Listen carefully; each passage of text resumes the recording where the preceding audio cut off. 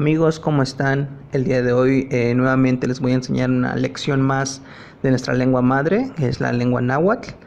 El día de hoy la lección corresponde a las partes del cuerpo humano, que está dividido en dos. Tenemos lo que son las partes externas de nuestro cuerpo y las partes internas del cuerpo.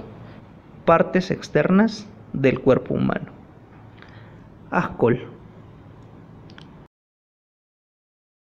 chimitl, eltla,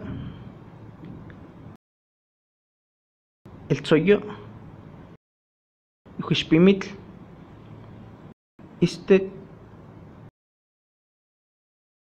ixtenchopil, ikxe,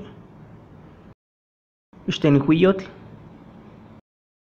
ixtentzoyo, ixtiyoli, kamachali, kamahtli, quechcuayotl, quescuayotl, quespamitl, costla, cuactotl, cuatlaxtli, cuitlapamitl, maitl, macpili, molij,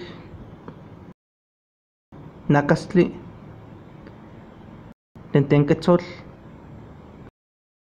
tentzo o tentzomitl, tenchipal, tlancuayotl, tlancuaxicatl, tzincamatli, tzinquechcuayotl, tzintamali, tzoncali, tzontecomitl,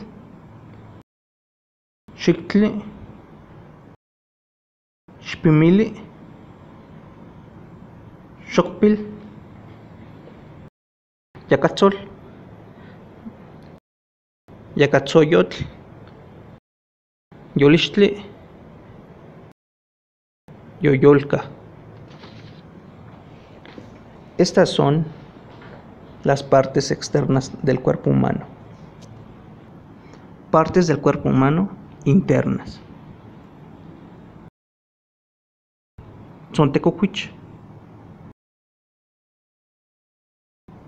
tlamit, tlancochtli,